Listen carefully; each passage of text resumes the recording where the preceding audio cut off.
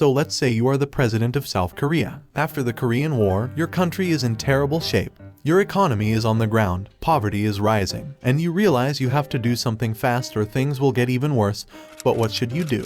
The most obvious thing would be to build an industry, right? So, you will start making new political reforms to open the country to foreign markets and boost your factories. You will ban all foreign products that enter your country except raw materials that are useful to your industry. But this is only the story's beginning, because your journey is about to begin.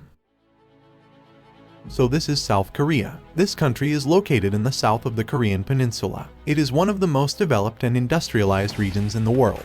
With a total population of 50 million people, South Korea has a high per capita income, and we can easily say it is one of the wealthiest countries. But you see, things have not always been like this. After the Korean War, the country was devastated, and the economy was on the ground for a little more than a decade. Still, starting with the 1960s, things became very interesting.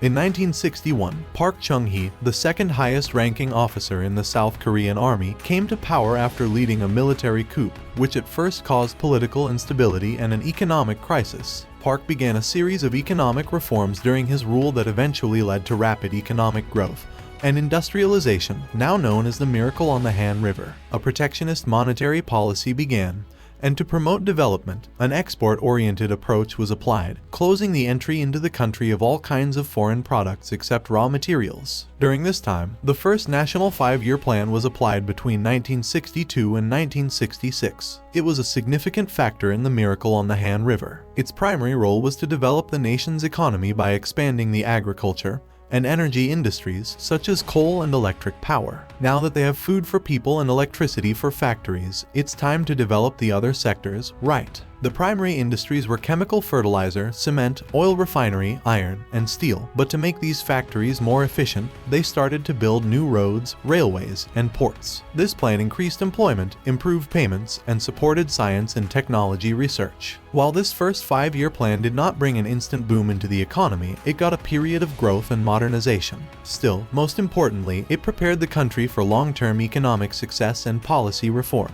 Park's motto of treating employees like family has increased productivity in the South Korean workforce and contributed to the nation's economic success. But all these reforms came with a cost. South Korea's economic growth was prioritized at the expense of human rights as Park used the abundant supply of cheap labor. Park believed South Korea was not ready to be a fully democratic nation or free nation. He stated, "Democracy cannot be realized without an economic revolution." Park argued that the poverty of the country would make it vulnerable. Therefore, an urgent task was to eliminate poverty rather than establish a democratic nation. Park Chung-hee's rule ended on October 26, 1979, when his chief of security services killed him.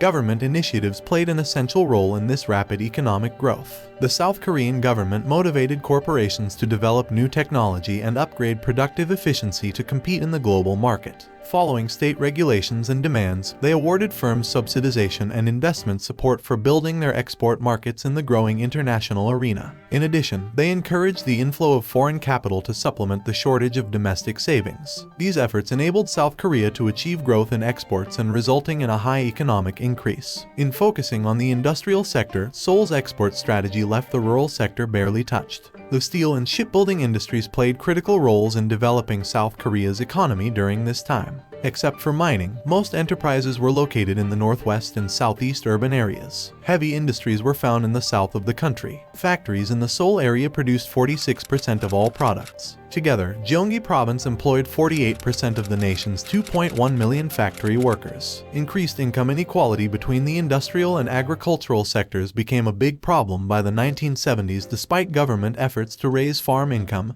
and improve rural areas. But besides these reforms and factories, there is another factor that made Korea's economy grow, and these are Chaebols. They are family conglomerates such as Hyundai, Samsung, and LG Corporation, which received state incentives such as tax breaks, legality for their exploitation system, and cheap or free financing. The state bank facilitated the planning of concentrated loans by item according to each 5-year plan, and by an economic group selected to lead it. Inside the operations of Chaebol groups, there are many branches that family members control and operate. Mainly they are run by families that manipulate and exercise control over product lines and industries. During the industrialization period of South Korea, President Park Chung-hee supported the rise of Chaebol groups, facilitating the growth of these groups to trigger economic growth. A family group started every Korean Chaebol business, and family members still manage 70% of Chaebol. For the power and standing of these groups to grow stronger, many Chaebols form alliances through marriage, including Samsung and Hyundai. Many political affiliations are included within Chaebol groups. 1/3 of Chaebol occupy high-ranking offices in 3 branches of the government. The Chaebol, tired of new generals coming in and seizing their property or directing them to invest in favored industries, moved in the same direction as the middle class, toward democratic elections and the rule of law. 10 Chaebol families were responsible for 60% of the growth of the South Korean economy during the Miracle on the Han River. With the help of the government and associations, Chaebols are still an enormous influence on the Korean economy. However, they are also accused of inhibiting small businesses or independent entrepreneurship as unethical behavior and corrupt practices. Between 1993 and 1998, the government attempted to assist small businesses by providing more loans, but this did not stop the expansion of the Chaebols. By the end of 1995, South Korea had become the 11th largest economy in the world, in contrast to the bleak economic landscape at the war's end. However, problems remained within its political and financial systems. Earlier, the government harassed the wealthy for funding whenever problems arose that affected economic growth. Financial troubles started to pile up as Korea received short-term relief from the United States when Treasury Secretary Robert Rubin and other senior officials agreed to a $57 billion bailout package in exchange for a drastic restructuring of Korea's markets. As the country came under pressure to make the financial sector more transparent, its firms were obliged to restructure to allow international organizations to audit them. In 1997, South Korea faced widespread economic disaster from the East Asian financial crisis. The country's reserves were severely limited, most of which was allocated for spending in the upcoming term. Kim Young-sam, the first non-military president in 30 years, failed to protect the economy. Then, President Kim Dae-jung took over the office with considerable damage to repair. The new president strongly opposes the Chaebol and the financial and governmental system of the time. With his election, citizens' efforts, and $58 billion put together by the International Monetary Fund, the country paid its debts and resolved the problem. After the 1997 Asian financial crisis, the economy continued strong growth in 2000 with a GDP growth of 9%. Thanks to industrialization, GDP per hour worked more than tripled from $2.80 in 1963 to $10 in 1989.